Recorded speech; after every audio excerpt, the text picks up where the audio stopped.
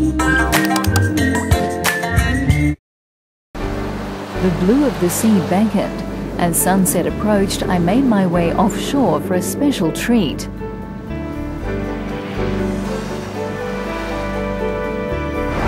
So Mark, we're out here on the sandbar at sunset, no shoes on. Doesn't get much better than that, does it? Not quite, not quite. Well, actually it does, because we're going to do some wine tasting. Right. And I mean, this is just fantastic. Can you tell me about what we're doing here today?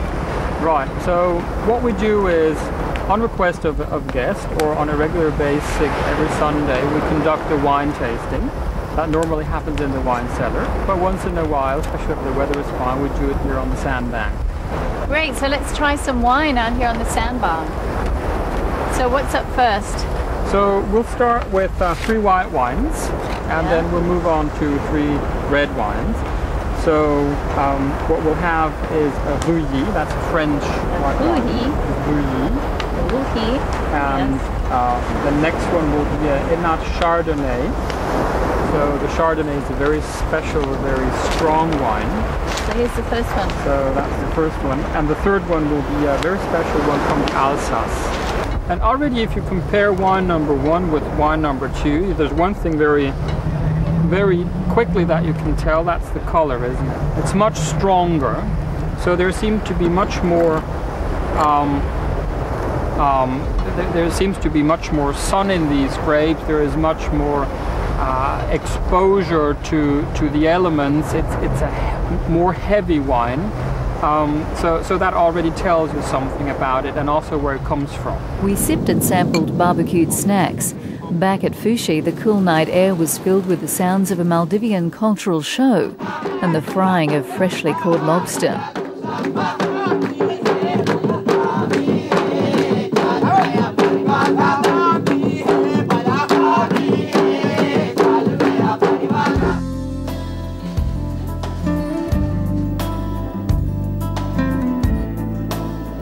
While the resort guests awoke to breakfast, I was already heading out to sea again to test my skill at fishing.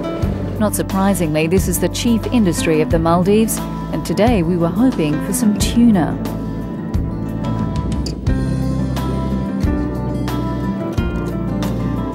This is my 3rd attempt and no fish yet.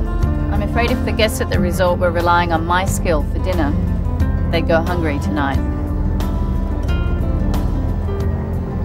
I think we're going to move a little bit closer to the reef, so we might have a bit of luck there. But they're just not biting today. Well, they are biting actually. They're stealing the bait, but not taking the hook. At last, a small tuna took the bait. Some local fishermen dropped by to tell us they'd also had little luck that morning.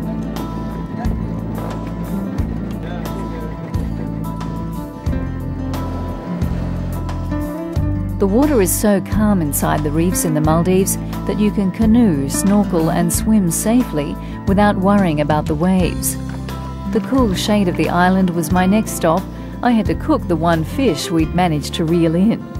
We're out here in the middle of the jungle, and I've been talked into doing one of these island cooking classes. Actually, it looks great, Raymond. Thank you. Yeah? What are we going to cook today? Yeah, actually we have 3 dishes. So the first one, what we'll be doing is yam tale.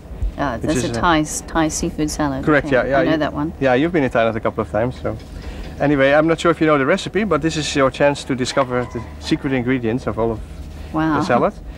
Afterwards, we will have a soup, the garudia, which is a Maldivian tuna soup. Oh, and that's with the fish we caught. This morning we got it, yeah. Great, very fresh. Okay. So we make a beautiful soup out of it.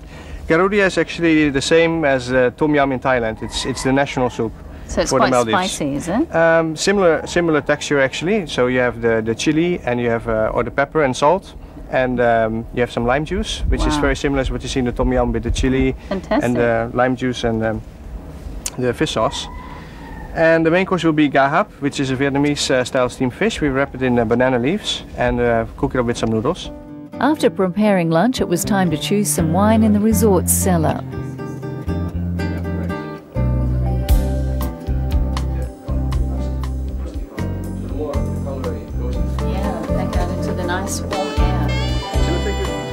You can also dine alone if you choose at a private picnic on a desert island.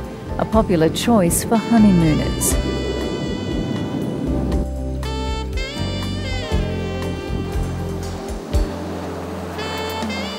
The great thing about the Maldives having so many islands is that if you really do want to escape and play Robinson Crusoe for a day, then you can. There are hundreds of islands like this one, home to no one but the wildlife who lives here. Now, if you want to have this experience, the resort can actually drop you off on an island like this, complete with your own picnic lunch.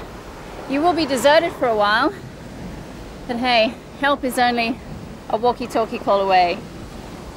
Hi, Wahid. Hi, come and get me.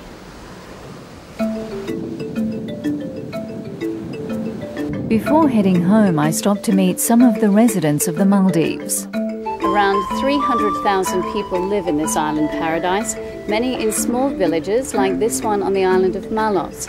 Now, this one is home to 508 people, and most of them earn their living by fishing.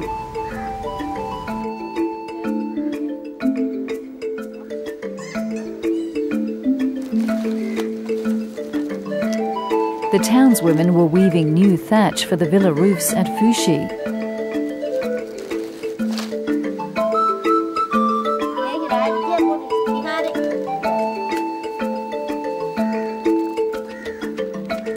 In the resort garden, Raymond was cooking up a storm.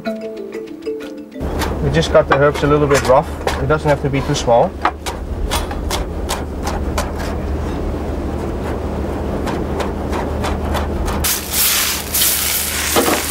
And off we go. Well, good food is best enjoyed with good friends, and I've actually stumbled across Raymond's family here in the garden. Toga Ari, Thiem, Patrick, little brother, and Hung. Yeah. And tell me, what do you think of the lunch here? It's really nice. Yeah? It's fantastic. Yes. Just like in the garden, it's perfect. Yeah. Yes. It's so nice, unique. isn't it? And the weather, it's beautiful. You can eat the fresh herbs or be pampered with them at the resort spa. Seaweed masks, herbal wraps and relaxing massages to while away the rest of the day.